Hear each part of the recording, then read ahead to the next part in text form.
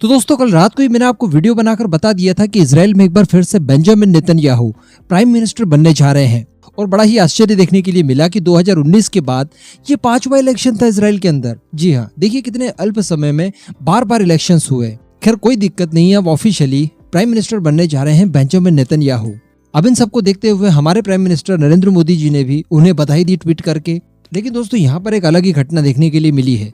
मैं आपको ये घटना बताऊं इससे पहले आपको मैं वो घटना बताना चाहता हूं जो कि बेंजामिन नेतन्याहू के प्राइम मिनिस्टर पद छोड़ने से ठीक पहले घटित हुई थी।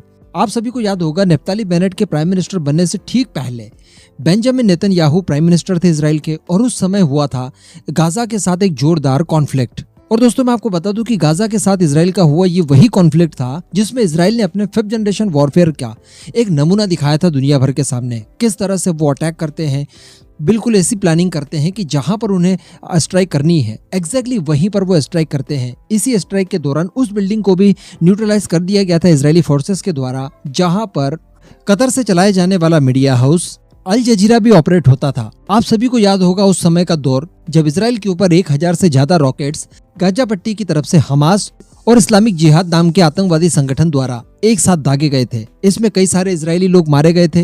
हालांकि मैक्सिमम रॉकेट्स को हवा में ही न्यूट्रलाइज कर दिया गया था इजरायली आयरन डोम के जरिए, लेकिन इसके बावजूद कुछ एक रॉकेट्स नीचे आने में कामयाब रहे और वो सिविलियन इलाके में जाकर गिरे, जिससे कुछ सिविलियंस की जाने गई थी, जिसमें एक भारतीय नर्स जो कि केरला की थी भारत के, वो भी शामिल थी। इसको लेकर भी इजराइल ने काफी शोक व्यक्त किया था। इजराइल के सभी ऑफिशियल्स द्वारा इनकी आत्मा को शांति मिले इसके लिए प्रार्थना की गई थी। इनके परिवार के भरण पोषण और इनके बच्चों की पूरी पढ़ाई के लिए इजराइल ने खर्च उठाने का उस समय प्रॉमिस भी किया था। कहने का मतलब इजराइल की तरफ से वहां पर कोई कमी नहीं छोड़ी गई थी। उन्होंने भारतीय नर्स को बिल्कुल इजराइल के ही एक नागरिक के तौर पर ट्रीट किया था और इससे भारत इजराइल की जो रिलेशनशिप थे वो बहुत गहरे हो गए थे। लेकिन दोस्तों उस समय का दौर मुझे याद आता है। मैं आपको बता दूं सबसे बड़ी बात कि उस समय अमेरिका के साथ साथ यूरोप का एक बहुत बड़ा हिस्सा इजराइल के खिलाफ जाकर खड़ा हो गया था। आप सभी जानते हैं कि ये कट्टरपंथी पहले हरकत करते हैं, फिर जब इनके ऊपर रिटेलिएट किया जाता है तो ये लोग धार्मिक कार्ड खेलने लगते हैं, बेचारे बन जाते हैं और दुनिया भर की सिंपैथी गेन करने की कोशिश करते हैं।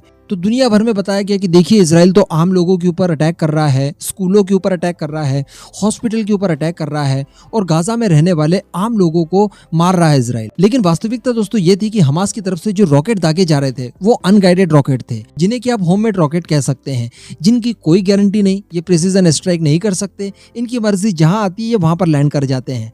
तो उस समय हुआ ये कि कई सारे रॉकेट्स लोकल गाजा में ही गिर गए, तो उन्हीं मिस फायर रॉकेट्स की वजह से कई सारे गाजा के आम लोग मारे गए। दूसरी बात, ये जो आतंकवादी थे हमास के, ये कहाँ अपना ठिकाना बना रहे थे? स्कूल की छत पर, हॉस्पिटल की छत पर, ताकि इजराइल की फोर्सेस मजबूरन यहाँ पर स्ट्राइक करे और यहाँ पर स्ट्राइक होगी, आम लोग मारे जाएंगे, दुनिया भर में इसकी पब्लिसिटी की जाएगी और इजराइल को कंडेम करवाया जाएगा। तो ये सारा दौर चल रहा था जब अमेरिका, यूके, फ्रांस, इन सभी देशों में, पूरे वेस्टर्न वर्ल्ड में कह दीजिए, इजराइल के खिलाफ एक बहुत बेहतरीन माहौल बना दिया गया था और ये बताने की कोशिश की गई थी कि देखिए आपके खिलाफ इतने सारे लोग एक साथ प्रोटेस्ट कर रहे हैं और साथ में जो इस्लामिक कंट्रीज है 55-56 वो तो विरोध कर ही रही थी। तो कहने का मतलब इनका नंबर्स बहुत ज्यादा हो गया था।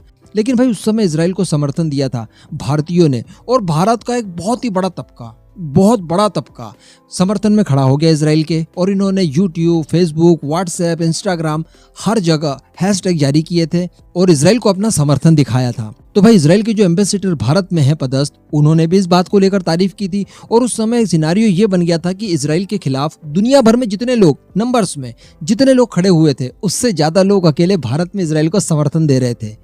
तो ये बहुत बड़ी बात थी और भारत इजराइल की दोस्ती कितनी गहरी हो सकती है इसका नमूना पूरी दुनिया ने देखा। लेकिन दोस्तों अब बताया जा रहा है कि वापस से बेंजामिन नेतन्याहू, जब इस कॉन्फ्लिक्ट के तुरंत बाद वो अपना रेजिग्नेशन देना पड़ता है उन्हें, उसके बाद अब जाकर वो दोबारा से प्राइम मिनिस्टर बनते हैं इजराइल के। लेकिन अभी इस बार वैसी ही घटनाएं फिर से घटित होनी शुरू हो चुकी है। जी हाँ, बताया जा रहा है कि जैसे ही पता चलता है कि बेंजामिन नेतन्याहू एक बार फिर से प्राइम मिनिस्टर बन गए हैं इजराइल के, गाजा की तरफ से रॉकेट अटैक शुरू कर दिए गए हैं। और तब तक जो मुझे खबर मिली है, अभी तक कुल 4 रॉकेट गाजा पट्टी की तरफ से इजराइल के ऊपर दागे गए हैं और इसके लिए कसूरवार ठहराया जा रहा है गाजा में मौजूद चरमपंथी संगठन इस्लामिक जिहाद। इजराइल की तरफ से फिलहाल बताया जा रहा है कि 1 घंटे के अंतराल में पहले कुल 3 रॉकेट दागे गए, उसके बाद एक और दागा गया, तो इस तरह से कुल 4 रॉकेट से अभी तक अटैक किया गया है। हालांकि यहाँ पर अच्छी बात यह है कि किसी भी आम नागरिक के हताहत होने की कोई खबर नहीं है। एंड हम सभी जानते हैं कि इसराइल के पास इन्हें न्यूट्रलाइज करने के लिए आयरन डोम तो था ही पहले, अब आयरन बीम भी है, जिसमें मात्र 67 रुपीज में वो किसी भी इस तरह के रॉकेट को हवा में न्यूट्रलाइज कर सकता है।